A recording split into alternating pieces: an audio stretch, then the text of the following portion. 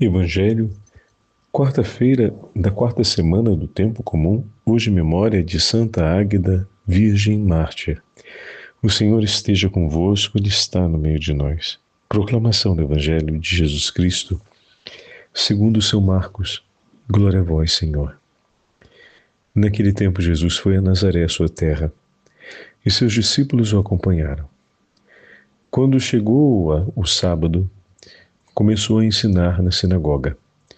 Muitos que o escutavam ficavam admirados e diziam: de onde recebeu ele tudo isto? Como conseguiu tanta sabedoria e esses grandes milagres que são realizados por suas mãos? Este homem não é o carpinteiro, filho de Maria, e irmão de Tiago, de José, e de Judas, e de Simão? Suas irmãs não moram aqui conosco? E ficaram escandalizados por causa dele. Jesus lhes dizia: um profeta só não é estimado em sua pátria, entre seus parentes e familiares. E ele não pôde fazer milagre algum. Apenas curou alguns doentes, impondo-lhes as mãos. E admirou-se com a falta de fé deles. Jesus percorria os povoados das redondezas, ensinando. Palavra da salvação. Glória a vós, Senhor. Quarta-feira da quarta semana do tempo comum, hoje memória de Santa Águeda, Virgem Mártir. Em nome do Pai, do Filho e do Espírito Santo. Amém. Queridos irmãos e irmãs, a Santa Liturgia hoje nos entrega o início do 6º capítulo do Evangelho de São Marcos. Jesus, acompanhado com seus discípulos, retorna à sua cidade natal, a cidade de Nazaré. E, chegando o dia de sábado, ensina na sinagoga. Porém, o ensinamento de Jesus, que era feito com autoridade, infelizmente, entre o coração dos nazarenos, não surte um efeito de maravilhamento em Deus. Causa, pelo contrário, perplexidade e escândalo, pois os filhos de Israel que ali estão não conseguem reconhecer em Cristo os sinais da presença de Deus. O Senhor, não obstante os milagres, não obstante a palavra de sabedoria, continua sendo visto por eles como filho do carpinteiro. Causa realmente grande perplexidade, para dizer a verdade, imaginar pessoas que conviveram ao lado da Virgem Maria, de São José e de Nosso Senhor e não se deram conta das virtudes da piedade e da justiça, das virtudes da sabedoria, do conhecimento, do temor a Deus, presente na vida de cada um deles. E vendo os sinais de Deus acontecendo sobre a vida e os atos de Jesus, se maravilham por isso. Mas como assim, meus irmãos? Quando o próprio Senhor disse que ouve a oração dos justos, que vem em socorro daqueles que o temem, que não desamparam o órfão e a viúva, como podem se escandalizarem diante das promessas de Deus e diante daquilo que o Senhor faz pelo seu povo? Como assim podem conviver ao lado daqueles que trazem no coração uma fé inquebrantável, virtudes heróicas, e não se darem conta disso, e nem terem a simplicidade de, ao menos, reconhecer pelas evidências que Deus cumpre suas promessas? Mas não.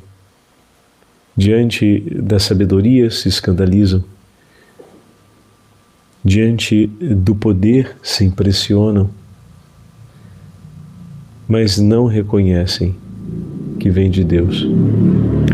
Que pena que muitos corações também se comportem assim ainda hoje.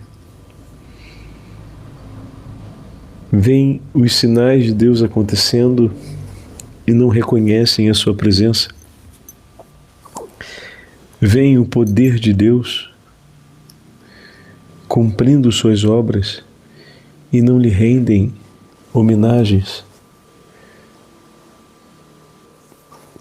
Santa Águeda, quando foi por volta do ano 250, conduzida ao martírio, ainda em sua juventude, tomou a decisão de consagrar-se a Deus e de viver para Ele, mas por conta de sua família e também da família do governador, cujo filho queria esposá-la, e resistindo é denunciada como cristã e é levada aos mais duros tormentos na região da Sicília, na cidade de Catânia. Santa Águeda é submetida a inúmeros tormentos, desde do desconjuntar os ossos até o espancamento, o ser arrastada pela estrada em cima de carvão, caco de vidro, enfim, torturas hediondas realmente. Por fim, a dilaceração de seu seio. E tudo isso começa pela fúria daquele que não aceitou que ela entregasse tudo o que era seu para Deus. E em meio aos suplícios de Santa Águeda, ou Ágata, conta-se a história que o Monte Etna, o vulcão Etna, entra em atividade exatamente quando começa o martírio de Santa Águeda.